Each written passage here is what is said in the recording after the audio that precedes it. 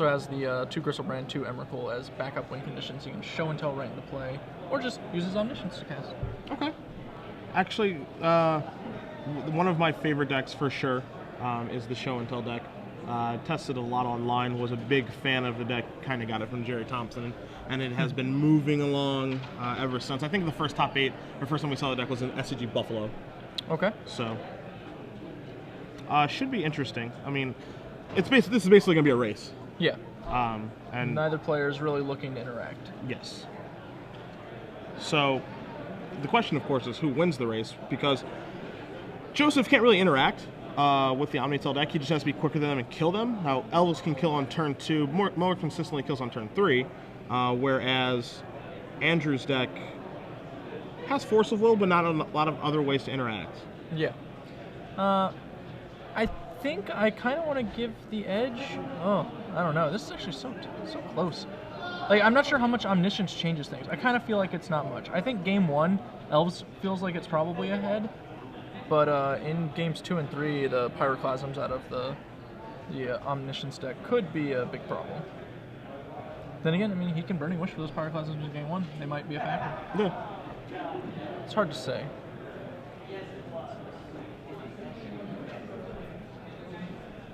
Both players are deciding.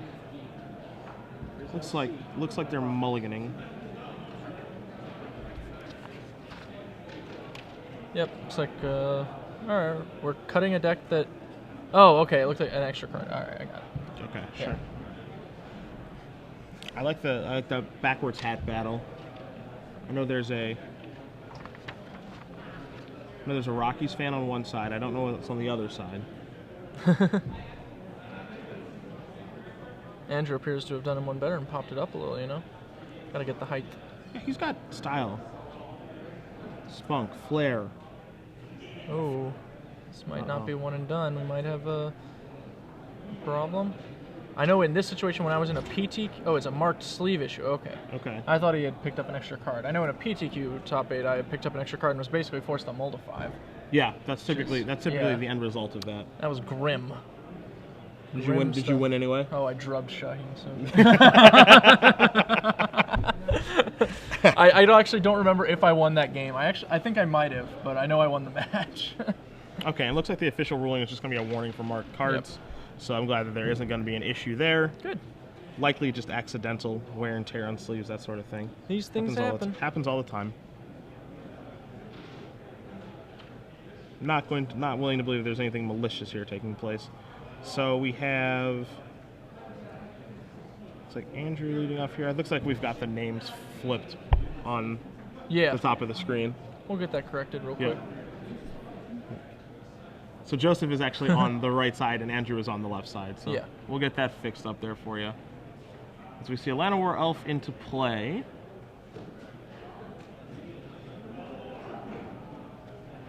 I see a Preordain in his hand. I think that's what we're going to start with, a promo Preordain. It's a Venser versus Koth Preordain. Oh. How do you know that? Some of us open cards every now and then at work. Some of us do not, so that's fair. Actually, that's my favorite Preordain picture, too. Yeah, it's a sweet one. 2 City of Traders. Yeah, 2 City of Traders here. I imagine one will go to the bottom at a minimum. Yeah. So now, depending on what is in Andrew's hand, I mean, he has the City of Traders. If he has Show and Tell and the whole shebang, he can just go off on turn 2. I see an Emrakul, so if we've got the Omniscience, then we're really cooking. If we've just got the Emrakul, we are simmering. Yes, yes. A light boil. So let's see what Joseph can do here. From the looks of things, it's going to have to be a turn 3 game for Joseph. Mm-hmm. He's not going to be able to wait any longer than that.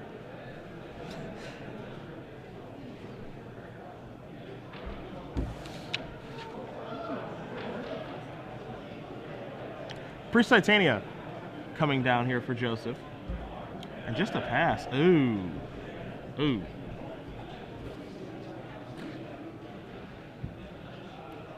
Did we... Okay, yeah.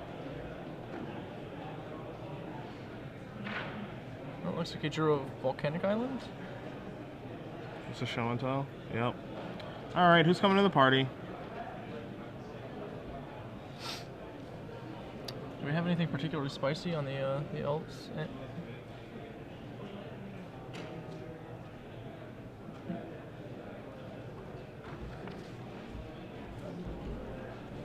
We're still working on that names issue, guys. But it is Andrew Morales who is casting Show and Tell.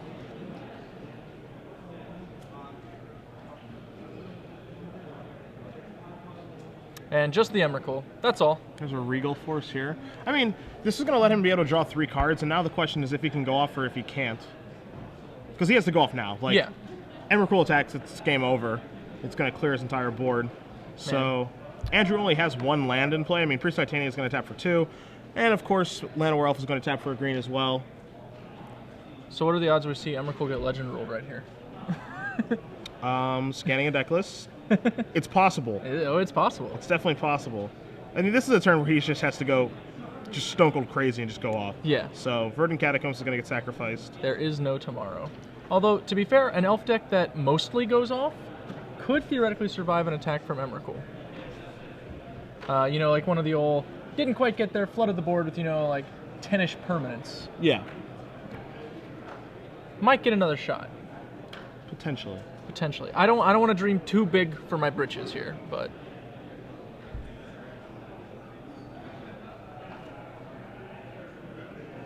let's see, Joseph, what's he gonna do? Where's he gonna start? He's shuffling meticulously. Yep. I feel like he's kind of thinking over where he's going to go from here while he shuffles. I've been known to do that too, you know. Take a little too much time, shuffle a little slow, or I'm like, all right, so I'm going to cast this spell, and then I'm going to cast this spell, and then I'm going to cast this spell, and then, oh, what if he casts that spell? Yeah. All right, well, we're not attacking. He was like reaching for his letter off like he was like going to get in for one. It's like, that's not going to happen. Doesn't look like he has a glimpse. So I'm gonna be interested to see what he's gonna be able to do this Not turn. a glimpse is gonna be so hard, perhaps impossible. I see it. I see 2 Nettle Sentinels, a Summoner's Pact, and a Wirewood Symbiote at a minimum. We see the same thing. And now I see, yep, Nettle Sentinel number 1. I think 3 Nettle Sentinel actually, and a Green Sun Zenith are what rounds out Joseph's hand. Nettle Sentinel number 2. And there's one more card I can't quite see. Yep, 3 Sentinel, a Green Sun Zenith, a Symbiote, and a Summoner's Pact. So I imagine we want to get a Heritage Druid into play like as quickly as possible, right? We're gonna Wirewood Symbiote, picking up our one of our. Well, not sure what we're gonna do here actually. Looks like a Daze to me. We're gonna get Daze. That's what we're gonna do. Well, we're gonna add 4 mana to our mana pool to pay for this Daze. So we're gonna be down to 3. So we're gonna have 3 green floating. Yep. 3 green floating. I think I know where 2 of it's going. Well, or maybe not. He could Pact for the Heritage Druid and then cast it instead of using the Green Suns. Correct. So he's got some flexibility there.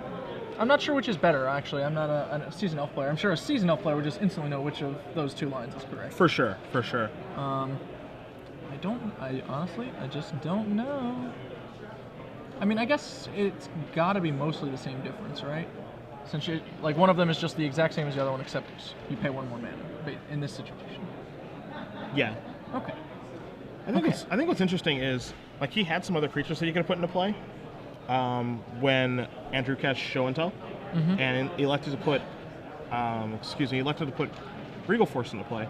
And while Regal Force drawing 3 cards is like relatively good, I think your Regal Force needs to draw more cards than that. Yeah. And like he could have potentially just put like another elf into play and then start generating a huge advantage, and then the Regal Force could have been cast to draw like 8 cards instead of just the 3. He could be just casting Regal Force like shortly after doing this. Yes. I find it interesting he went for the Visionary. Maybe he just like he's got enough mana to go for yeah, with the Symbiote, he's got enough mana to still go for like Pact Heritage Druid. I feel like he's making this play to try and peel for a glimpse or something, but he did just draw a Heritage Druid right now, so he's going to activate that. Untap, bounce. Oh well, that's all. He's still got that Pact free rolling then, basically. Yeah. We're gonna tap. Just going to add 4 mana again. Yep. I think the first one we're going to see is Heritage Druid. Yep. And you're a little nervous over there. It's intimidating, all these green, I mean, green men. It's funny. I've been in this situation too when I played Omnitel online. Like, I cast a turn 2 show until, put an Ember Pool into play, and then I died. Yeah. So I was like, I don't think you can kill me. Oh no, I'm dead. So we're gonna tap for 3 more green. Excuse me, Visionary, not Archery.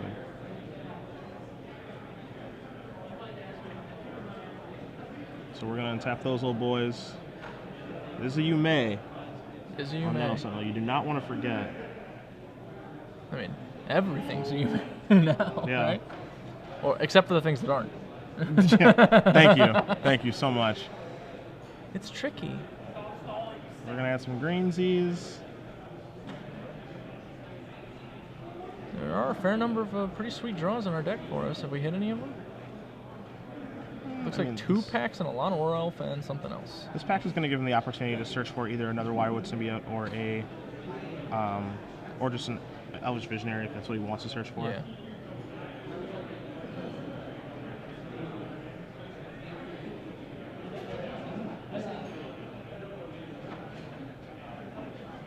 So we'll see which one he's going to opt to search for.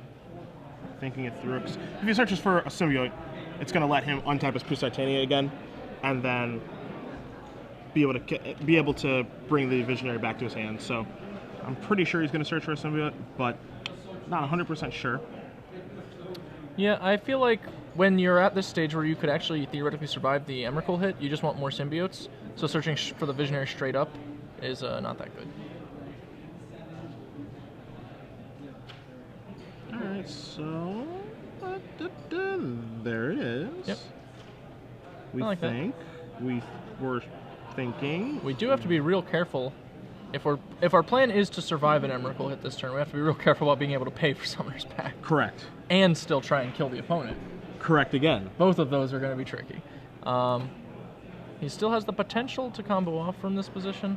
It's hard to know exactly because we can't see that last card. I mean, the series of draws are going to be difficult. He hasn't found a glimpse yet, so the Elvish Visionary is really going to have to bring it home. Yep.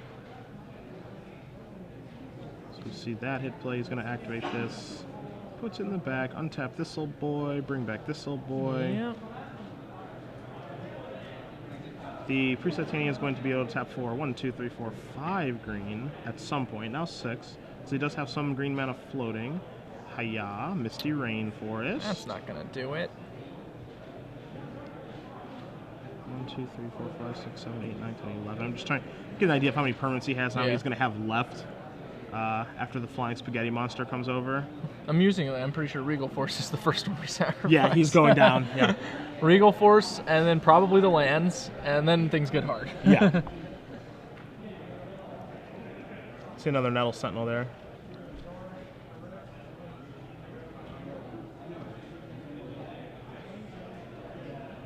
And now I see this, so it's fun because like they're rearranging permanents. He's like sliding them around because like for some of them like he's already used them for like Wirewood Symbiote, or you know it's already been tapped for Heritage Druid.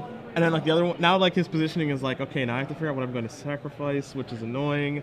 Yep. As we see some more elves hitting play, an Arbor Elf, and likely to be that Llanowar Elf being put into play as well. Yeah, I can't really see a reason to not do that. So like it's more mana with our priest on the following turn either way. But we're he just passes back. Passing. I mean, I guess like if I draw a glimpse, I guess. But he has 2 symbiotes, so like if he draws a glimpse, he's already pretty much in business, right? I mean, I haven't done all the math, obviously, so maybe like the 1 mana would matter. Or, I mean, it's a pretty small margin. Like he's not likely to lose this game because he held a Llanowar Elf or didn't hold a Llanowar Elf.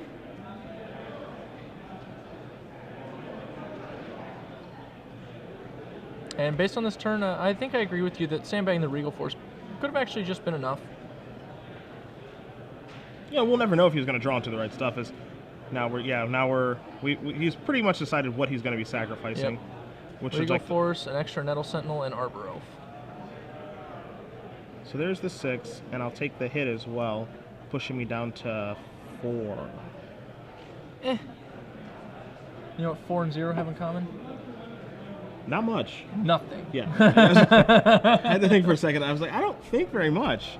Nope, nothing at all in a game of Magic the Gathering.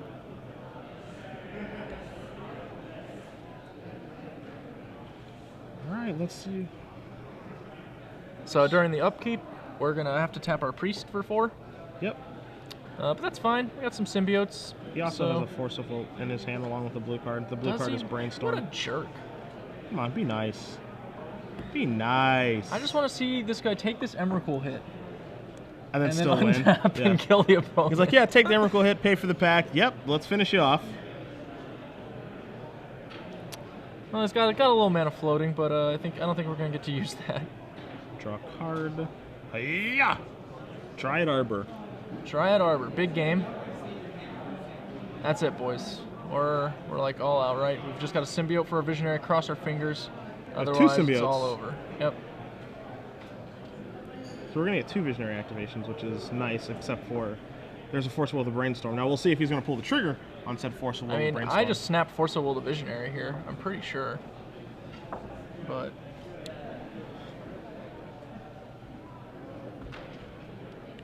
we'll find out. Joseph did have 2 Summoners packs, right? I think he did. I think it was only 1 in a Zenith.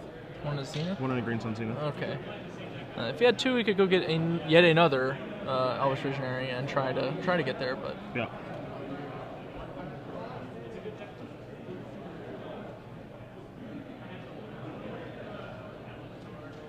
Yeah, it looks like Arbor on Wealth, and that's it. Okay. So yeah. Adding we'll make 3 3. Green. Give me this back. Boing. Untap Priest. It definitely seems like he knows how to play his deck. Like, his mechanics are pretty good.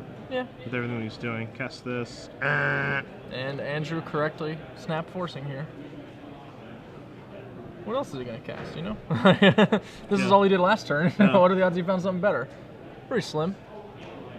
That's going to do it. All right. So a turn 2 Emrakul was enough. Yeah, how lucky. Yeah. I didn't think he would get there, you know? Tentacle Monster usually struggles, but he managed to successfully attack twice for victory in that game. Yeah, I've been in that situation before. It's very frustrating. We're like, yeah, turn 2 Emrakul. Good luck, man. They're like, thanks. you're gonna need it, not me. Looking at the sideboard here, I have Joseph's deck list in front of me. He will be on the play for game 2, and options that he can consider. Kusali Pride Mage, actually quite a good option against an Omniscience deck. Mm-hmm. What typically will happen is, okay, show and tell, put Omniscience into play, and you have the opportunity, once they cast the next spell for free, to activate Kusali Pride Mage and blow it up. If they're on the Burning Wish kill with Petals of Insight and Grape Shot, it destroys it. If they're on the Emrakul kill, You're dead. Sorry about your luck. If they're on the Grizzlebrand kill, you're not as good or bad, but you're just not happy, but at least you're not dead.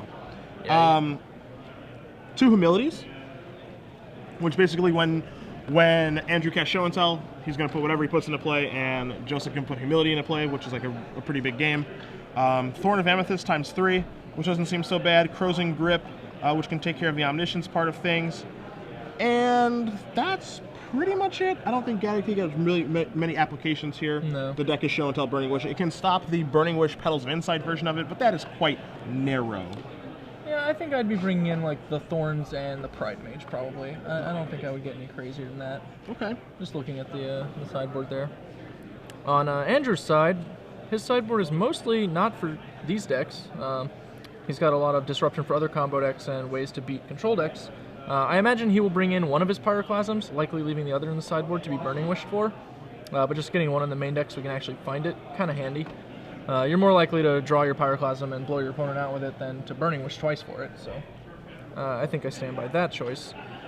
He can bring in Pithing Needle, I suppose. I don't think I would.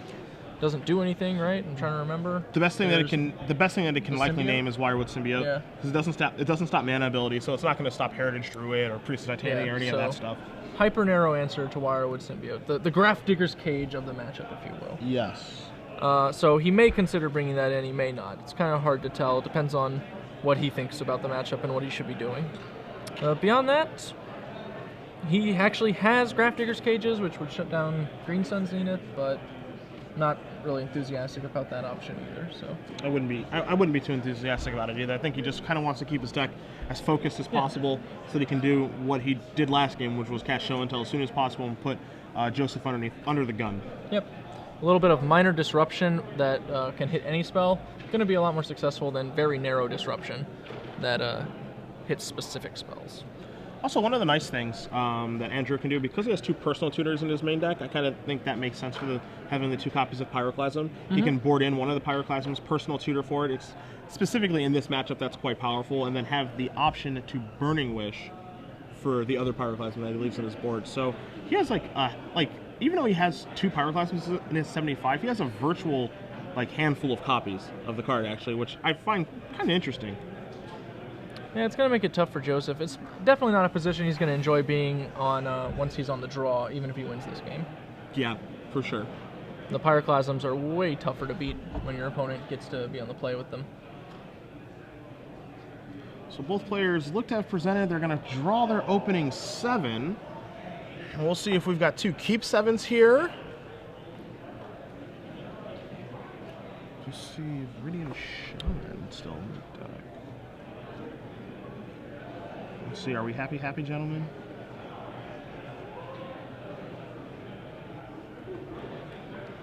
It's interesting we kept in the Viridian Shaman. Yeah, are there any targets over there in Andrew's deck Not list? in the main deck, only in the sideboard. Well, I suppose Lotus Petal technically, but I don't expect that will actually happen.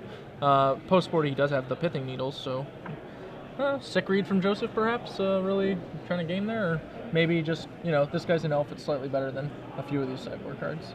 Yeah, I mean, one way or the other. It'll be interesting to see. But if he boarded in the Thorns, then he won't be able to cast the Shaman because it'll destroy that. So it's awkward. I'm a little bit interested to see why he did keep that in.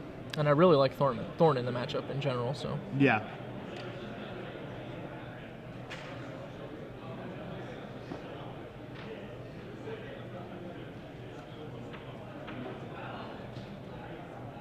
Andrew does not look thrilled, but he is going to keep his 6 cards. He's a man devoid of emotion. If you can't get a read. I don't know, man. I'm a little nervous. Sacrificing Verdant Catacombs. Yep. So Joseph's going to move down to 19 life. We'll see what land he's going to get, either a basic or he can opt to get a Savannah. He's just going to get a basic forest here. Savannah's like a free roll in the matchup, but I suppose it's not going to make much of a difference. I mean, it just depends on if he did board in the Kusali Pride Mage. Sure. As we see a Heritage Druid lead things off for the Combo Elves player.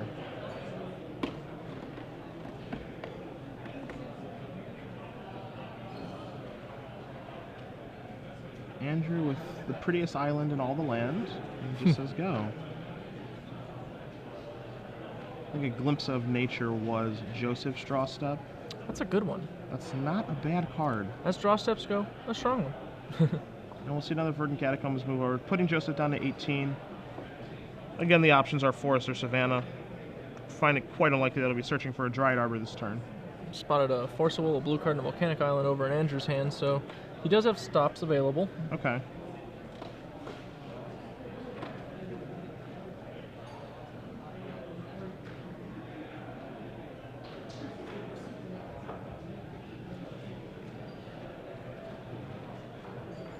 We'll see what Joseph opts to do this turn. Don't have a good look at his hand, but I'm going to assume there are probably some elves in it. A Thorn of Amethyst. All right, let's get serious. We got a reader for a moment. Andrew's weighing whether his hand can take the force here. He's going to go for it. That's force. He's going to remove Omniscience to it. Yep. And that'll cost Andrew 1 point of life, putting him down to 19, but likely worth it. Huh.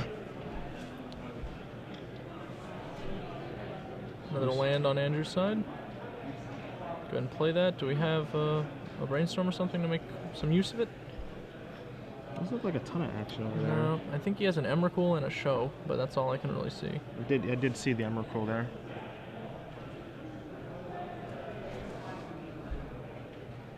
What do we have this go around. Another attack from Heritage Druid, followed by Priest.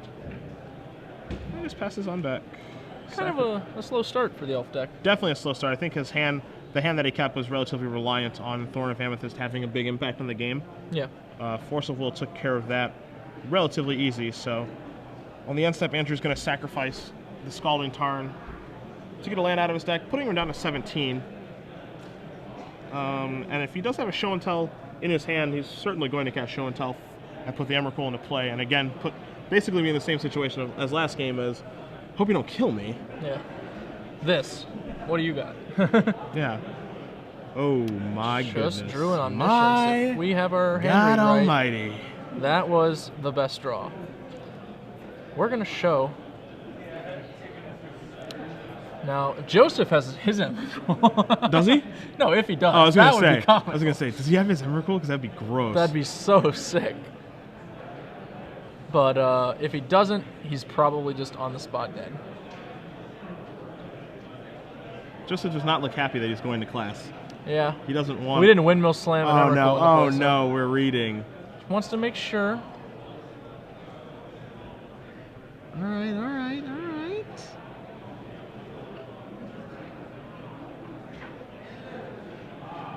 Andrew has the proverbial nuts. I mean, he did cast it on turn 3. He's pretty fair about it. You know. Hello. And and that's gonna do it. Andrew Morales on a mulligan of 6 that game, by the way, able to take it down with his Show and Tell Omniscience deck. Omni Tell.